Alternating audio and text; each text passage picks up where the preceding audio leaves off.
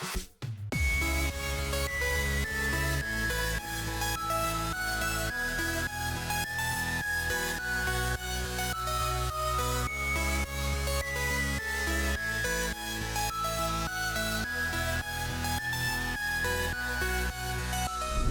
people of the grid, the day here has already come to an end. I'm going to pick up Amelia, who's our last kid still at school.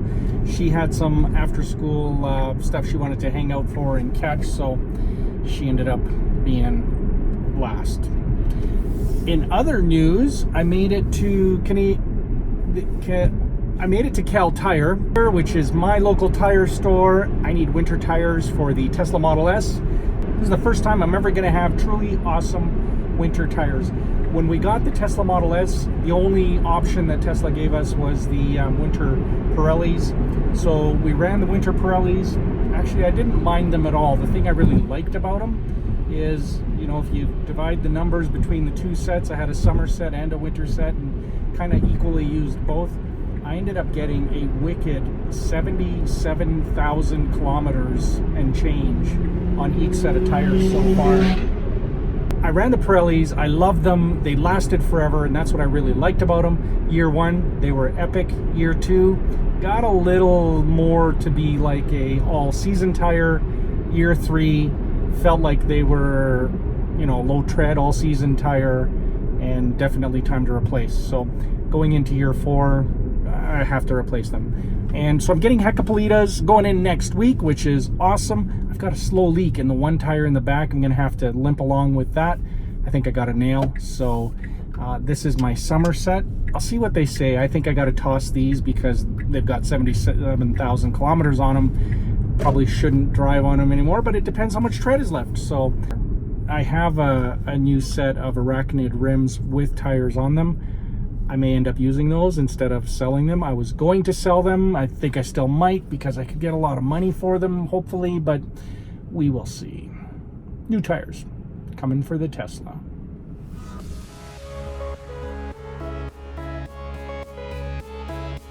I gotta tell you, this new camera on the iPhone XS Max, I'm loving it. I'm gonna do a review on this thing tonight because now I've had it for at least a week and I've got a really good sort of feel for what it's doing for me. I'll give you the update, the full micro review. Hey people of the grid, let's just cut right to the chase. We're going to do an update for you on the iPhone XS. This is the iPhone XS Max. This, the one I'm recording on right now, is Tammy's iPhone XS. We've both had them for the same amount of time. We got them, I think, September 21st. So we've had them now for a couple of weeks. And thought I would share with you my thoughts on a device that I've been using since it first came out in most of its iterations. I haven't had every single version, but I've had most of them. All right, so no particular order. Let's start with number one and touch on camera. A lot of people, a lot of reviewers are super, super excited about this little guy and this little guy over here, saying that the camera is amazing, and it is. It takes great video. I've always thought it has. It takes great pictures, stunning pictures, and it's fast. It's usable. I like it. Big change over the iPhone 10 and previous phones. Bigger, better, faster. It's usually one of those or all of those. I like the camera. You know, it's iPhone phones in general, they got pretty good cameras. The reason I love them is it's always with us, which means you've always got a video camera or you've always got a camera that you can use. Number two, the screen. So this is the OLED screen. It's super shiny, it's bright, it looks great in all light levels. I use it in the bright sun, I use it in the dark. It's great, no complaints with the screen. If you've been using recent iPhones, you're probably familiar with this. It's not a big leap forward from the iPhone 10, the previous generation, a little bit brighter. It seems a touch crispier, but happy with the screen. I never was unhappy with it. So, number three, speed. Noticeably faster than the previous generation phones. I mean, noticeably faster. Everyone here plays Pokemon Go. And sometimes when we're out somewhere, we can actually flip between players. So I can go from my account to Ethan's, to Samantha's, to Tammy's. It is so fast on here. That's one really good benchmark. Another one is just manipulating websites and spreadsheets. I use a lot of large spreadsheets on here. They work really well too. So speed is definitely great. It's always nice to have something faster. Headphones. You'll notice again continues to be no headphone jack on these things. And for me, I don't care because I use AirPods. But for the general population, I think, many of you have invested in really good, solid quality, headphones. Yeah, you need the adapter. In fact, this is the first version. It doesn't even come with the adapter. You got to give Apple more money on top of already, you could have bought a small car, but you chose to buy one of these, and now you got to give them a little more money for the little adapter. I'm a big fan of wireless. It's just, when the AirPods first came out, the idea of going, without wires was just phenomenal, and I've loved it ever since. So I just used my AirPods with the previous couple of phones I've had, and they work just fine with this phone. So I didn't have to spend more money because I spent it a couple of years ago.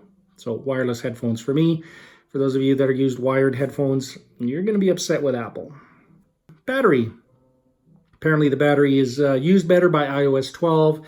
And I follow the ABC rule with my phones. I always have, and I have to because I use it so much. I use it all day long for work. I use it all night long for catching up and doing the other things that we do, the volunteering stuff that we do, some gaming, stuff for the EV world that we're involved with. So this thing I end up using probably as much as, if not more than my computer. So I just ABC, always be charging. If I'm in the car going between meetings, it's charging. If I'm in a meeting and there's a plug there at the conference table, it's charging. If I'm working on my laptop somewhere, where I've got in between meetings, let's say I'm charging the car at a Tesla supercharger, I'll go into the hotel, I'll plug this into the laptop, which is plugged into the wall. Always be charging. And if you can't always be charging, I've had these forever anyways, a brick. All right, price. Wickedly expensive. I mean, they're just insanely expensive. It costs more than a laptop. It costs more than 2 PC laptops. Insanely expensive. I use it for business so I can justify it. But if you're just using it for texting and surfing the web, that's a lot of money to throw at texting and surfing the web. It's a heck of a device, but it doesn't come cheap. So price, it is what it is. The nice thing to know, and we've seen it with our kids because we hand down phones, that we've used, and we've had phones in running, providing they haven't crushed them or broken them. They've run 4, 5, 6 years. So the things will last if you take care of them, but they're expensive. At least Apple has cheaper options, slightly. Maximum size. This, and I did it once before. I did it with the iPhone 7 Plus. I went to the bigger size and I gave it up. I actually sold it to a friend of mine because it wasn't for me. It was this big, but I just felt ripped off because an entire, band off the top and a band off the bottom, and, I couldn't one-handed it. This phone, I'm willing to, stretch and to make it fit because that screen size is just, I love it. I love it. It's the first time I've used a phone this size. I've been looking with envy at all of the Samsung users and at the Google Pixel users that have the massive, phones with edge to edge. This finally brings Apple into that realm, and I love it. I'm really happy with it. Now, number 8 is usability. So, like I said, I use this as much as my laptop, if not more. I use it for email. I use it for texting. I use it for navigating, for weather. I mean, everything is on here. Some things actually work even better on this than they do on my laptop. Things like PDF manipulation and wrangling and editing. It's just awesome. I can actually be on a WebEx phone call where I'm actually seeing content on here, and this is also the phone that I'm dialed into the WebEx conference with. Works beautifully. So for that type of stuff, it's just a workhorse and it delivers for me. And part of that is number 9, which is the ecosystem. I use Apple's iCloud. I use Google's cloud.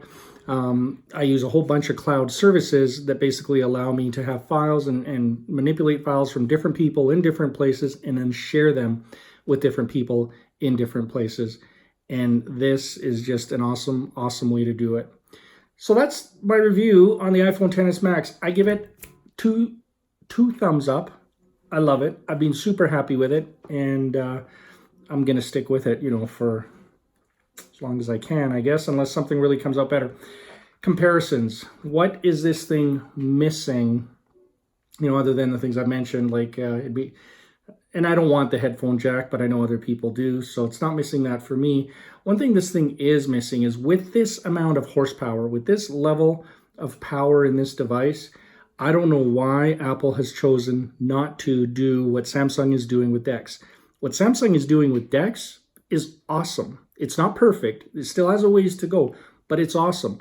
The ability to take this thing and to put it into a dock and then, turn on my flashlight, put it into a dock and then use a full-size keyboard, a mouse, and a full-size screen with most of the apps behaving properly on that screen. Unbelievable. And Apple actually can pull it off because you've seen apps on here and on an iPad, they seamlessly move across the different screen sizes. It's not a stretch, and there's enough horsepower to do it. They'd make a killing in that ecosystem. They've got patents in that area that tell me they're going to get there at some point, but they should be there now. And it would really help me, not need my laptop as much. And maybe that's why they haven't done it yet. Protect the ecosystem. The other thing that I would compare it to other phones would be things like Samsung has a stylus. There was talk and rumors of the Apple Pencil working with this thing. I'm surprised it doesn't. It's crappy that it doesn't. It would be nice if it did. Specifically, I use a video editing tool on here called LumaFusion.